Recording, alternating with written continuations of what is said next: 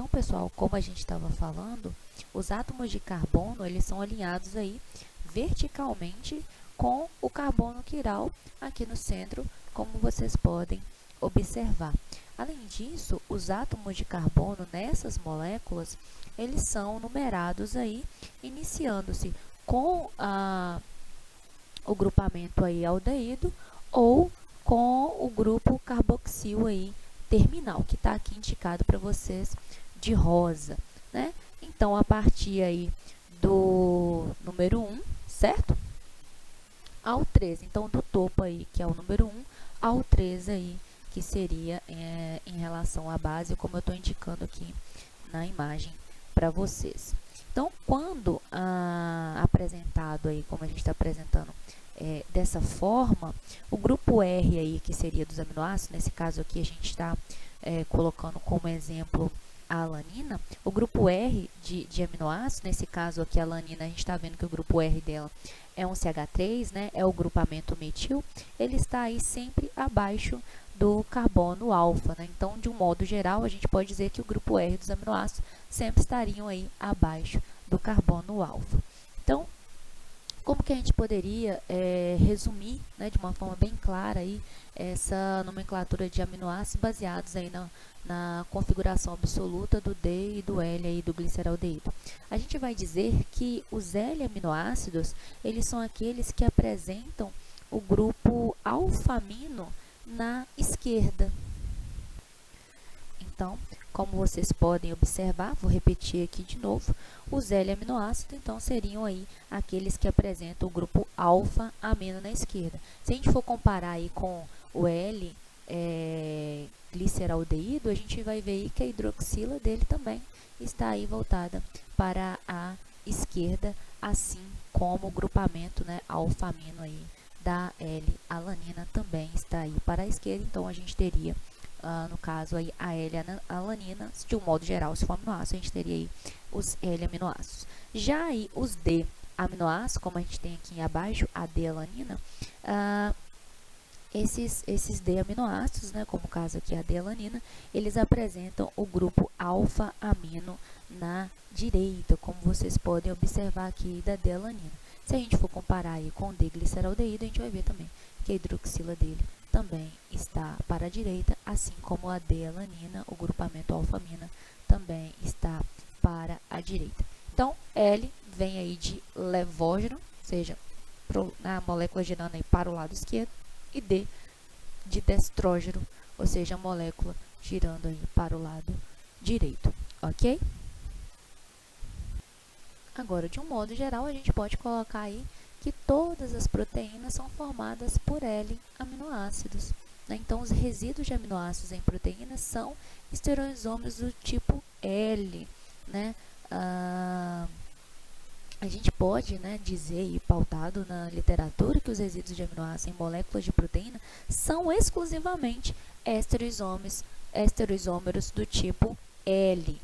E aí, daí vocês perguntam, e os resíduos de aminoácidos na configuração D? Bom, eles têm sido aí encontrados em somente poucos, né, ou pequenos peptídeos aí, incluindo alguns peptídeos presentes aí na parede celular de algumas bactérias, ok? E com isso, pessoal, a gente pode predizer que as interações entre as biomoléculas, elas são estereoespecíficas. Por que disso? Bom, a gente pode falar sobre isso, né? O que a gente poderia comentar? Que as células, pessoal, elas são capazes aí de sintetizar especificamente aí os isômeros L de aminoácidos. Isso porque os sítios ativos das enzimas, como a gente vai ver mais à frente, né, o sítio catalítico das enzimas, eles são sítios aí assimétricos. E isso possibilita, né, isso faz com que as reações catalisadas, elas sejam aí do tipo estereoespecíficas, como a gente já bem colocou aqui. Então, pessoal, é como se a gente tivesse uma tomada, e nessa tomada ela só aceitasse aí pinos chatos e a gente quisesse colocar pinos mais esféricos. Bom, mas isso não é possível de acontecer, porque essa interação biológica ela é extremamente específica. Então, só vai se ligar, só vai se encaixar as moléculas que apresentarem aí ligações químicas. E para essas ligações químicas acontecerem de forma específica e de forma adequada, é necessário que as estruturas estejam aí em posições corretas para facilitar as ligações químicas, ok? Em relação aos 20 aminoácidos que nós temos, a gente pode falar algumas coisas em relação a esses aminoácidos, né? Alguns tópicos, como por exemplo a classificação com relação à síntese desses aminoácidos. Então percebam que aqui a gente colocou em azul aqueles que nós estamos falando que não, chamando, né, de não essenciais, e em rosa aqueles que a gente está denominando de essenciais. Esses aminoácidos que são considerados aí essenciais são aqueles que nós precisamos adquirir na dieta, na alimentação. Isso por quê? Porque no nosso organismo, no nosso metabolismo, nós não temos circuitos aí, enzimas para fazer a síntese desses aminoácidos. Já outros aminoácidos que a gente está denominando de não essenciais são aqueles aminoácidos que poderiam aí ser sintetizados através das rotas metabólicas pelo nosso organismo. Uma curiosidade que eu queria colocar para vocês, pessoal, o primeiro aminoácido aí a ser descoberto foi a asparagina, lá em 1806. O último dos 20 aminoácidos aí a serem encontrado foi a treonina. E ela foi identificada aí só em 1938, ou seja, em 1806 descobriram o primeiro aminoácido, a asparagina, e só em 1938 que descobriram aí, que encontraram a treonina. Eu estou colocando isso para vocês por quê? Para poder dizer para vocês que cada aminoácido, eles recebem uma denominação, um nome, né? Eles foram identificados e eles foram nomeados. Mas esses nomes que foram dados aos aminoácidos são nomes simples e também nomes comuns. E esses nomes eles estão aí relacionados em relação a qual fonte que esse aminoácido aí ele foi identificado, ou também por conta dos processos, né, ou de alguma forma relacionada aí com o isolamento desse aminoácido. Então, por exemplo, a asparagina que foi encontrada em 1806, ela recebeu esse nome simplesmente porque ela foi encontrada em aspargos. Daí veio o nome asparagina. O glutamato, ele foi descoberto lá no glúten de trigo. Então, por isso, veio o nome glutamato. A tirosina, que foi isolada aí pela primeira vez no queijo, né, tem o seu nome aí derivado do grego, né, tiros, que significa queijo. Então, por isso que vem o nome tirosina. Já a glicina, que do grego aí vem glicos, que refere-se a doce. Então, ela foi assim denominada devido ao seu sabor doce. Então, isso é para demonstrar para vocês que os nomes dados aos aminoácidos não são nomes baseados na sua forma molecular, mas sim, muitas vezes, por conta de em qual tipo, né, de alimento ou em qual tipo de situação ele foi descoberto, para poder ser uma forma mais simples, né, de se denominar aí esses aminoácidos. Bom, a gente tem que colocar, nós falamos, né, que o que difere os aminoácidos dos outros, de um aminoácido dos demais, é a sua classificação através do grupo R. Então, a gente pode falar que os aminoácidos, eles podem ser classificados pelo grupo R, pelo radical. Então, baseado nisso, nós temos grupos de aminoácidos que são considerados apolares, aminoácidos que são considerados aromáticos, aqueles que estão no grupo dos polares não carregados, aqueles que estão no grupo dos carregados positivamente e, por último, aqueles que estão no grupo dos carregados negativamente. Então, pessoal, vamos começar, né? Primeiro aí pelo grupo R dos aminoácidos que são aí apolares ou também chamados de alifáticos. Quem são esses aminoácidos? Né? E por que nós vamos comentar aqui e por que eles estão nesse grupo? Nós temos aí a glicina, a alanina, a prolina, a valina, a leucina, a isoleucina e a metionina, compondo o grupo aí dos aminoácidos apolares.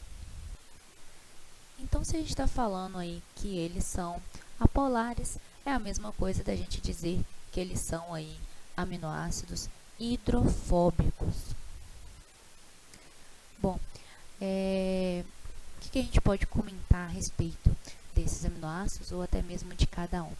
A alanina, pessoal, a alanina, a valina, a leucina e a isoleucina, elas são aminoácidos que as cadeias laterais elas tendem a se aglomerar entre si, estabilizando aí a estrutura proteica através de interações hidrofóbicas. Então, proteínas que apresentam esses aminoácidos, né, e esses aminoácidos aí em regiões mais próximas, a gente sabe aí que as cadeias laterais desses aminoácidos tendem a se estabilizar, tendem a ficar mais próximas e elas só são estáveis aí por conta dessas ligações hidrofóbicas que eles conseguem fazer entre si através da cadeia lateral. De todos esses, a gente pode falar que a glicina é o aminoácido que possui a estrutura mais simples. E a gente tem que lembrar também que desses todos os aminoácidos que nós estamos apresentando, nós falamos bem lá no início da aula que a glicina ela é um aminoácido que não apresenta um centro quiral.